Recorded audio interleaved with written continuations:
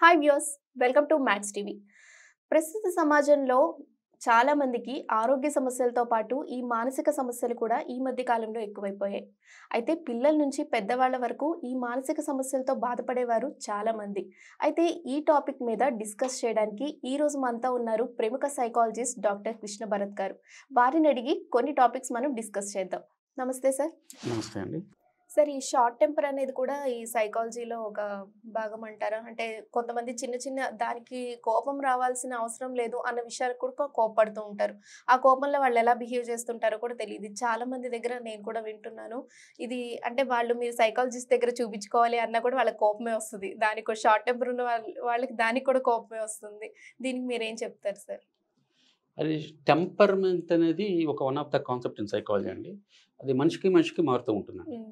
అంటే ఇది మనం ఎలా అంటే అండి, మీరు అది పెరిగిన ఏ వాతావరణం, భాగంలో ఉంటే అంటే ఏ రేంజ్‌లో ఉంటే దాన్ని సైకాలజిస్ట్‌కి చూపించుకోవాలి అని? ఇక్కడ రేంజ్ అనేది ఏమి ఉండదండి. హ్మ్. దైనందిక జీవితానికి ఇబ్బంది కలిగించేంత వరకు నో ప్రాబ్లమ్ అండి. సో, మీ పర్సనల్ రిలేషన్స్ కావచ్చు, లేదా ఆఫీస్ రిలేషన్స్ కావచ్చు, అక్కడ మీ మీ ప్రవర్తనతో అక్కడ ఏమి ఇబ్బంది లేకుండా ఉంటే అంతవరకు నో ప్రాబ్లమ్. ఎప్పుడైతే మీ వృత్తిపరంగా కావచ్చు, వ్యక్తిగతంగా కావచ్చు, మీ టెంపర్‌మెంట్ వల్ల ఇబ్బంది వస్తుంది అనుకున్నప్పుడు you should consult the psychologist.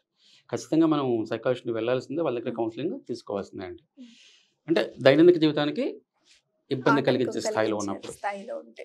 కోపం సహజం కదండీ. హ్మ్. ఎవరికైనా సహజంగా వస్తుంది గదా! సహజం. అసలు కోప్పడకుండా ఉండటానికి మనమేం సాధువులం గాదు, మునులు కాదు గదా! బట్ పక్కన వారికి ఇబ్బంది కలగకూడదు మన ఇబ్బంది కోపం వల్ల. కలిగేంత మీ జీవితానికి కూడా, హ్మ్. మీ డైలీ లైఫ్‌కి కూడా ఎక్కడ హ్మ్. ఇబ్బంది కలిగేంత హ్మ్. వరకు. సరే, ఈ సూసైడల్ టెండెన్స్‌కి ఏజ్‌తో ఏమైనా సంబంధం ఉందా? అంటే ఏ ఏజ్ వరకైనా ఇది అనిపిస్తూ ఉంటుందా? లేదంటే దానికేమైనా ఏజ్‌తో ఒక లిమిట్ ఉందా? సూసైడ్ అనేది మీరు ఒకప్పుడు గమనించండి. అదొక వ్యక్తిగత సమస్య. హ్మ్. ఒక వ్యక్తి తనకేదో ఇబ్బంది వస్తే ఒక ఆలోచన రావటము, హ్మ్. తన లైఫ్‌ని ఎండ్ చేసుకోవడం అనేది మనం చూస్తూ ఉంటాం. ఇటీవల కాలంలో మీరు గమనిస్తే అండి, అది సామాజిక సమస్యగా మారింది. హ్మ్. అంటే చాలా ఎక్కువ మంది హ్మ్. ఆ టెండెన్సీని చూపించడం అనేది జరుగుతుంది. మీరు ఒక 15 ఇయర్స్, 20 ఇయర్స్ బ్యాక్ చూడండి. ఒక సూసైడ్ ఇన్సిడెంట్ అంటే చాలా పెద్ద విషయం. టౌన్‌లో గావచ్చు, లేదా విలేజ్‌లో గావచ్చు, ఎవరన్నా ఆత్మహత్య చేసుకున్నారంటే అది పెద్ద చర్చనీయాంశమయ్యేది. అంటే చాలా రేర్‌గా హ్మ్. జరుగుతూ ఉండేదండి. ఇప్పుడు మనం ఈరోజు పేపర్ చూసినా, టీవీ చూసినా, ఎక్కడ చూసినా సెలబ్రిటీస్‌లో కూడా ఈ సూసైడల్ అనేది ఎక్కడ ప్రతి చోట కనిపిస్తూనే ఉందండి. హ్మ్. మీరు ఈ న్యూస్ పేపర్ చూడండి, లేదా టీవీ ఛానెల్స్ చూడండి. ఈ రోజు మొత్తంలో ఎక్కడో ఒక చోట మనకు ఆ న్యూస్ అనేది కనిపిస్తూనే ఉంది. డిప్రెషనే కారణం అంటారా సార్ దీనికి? One of the major cause depression అండి. హ్మ్.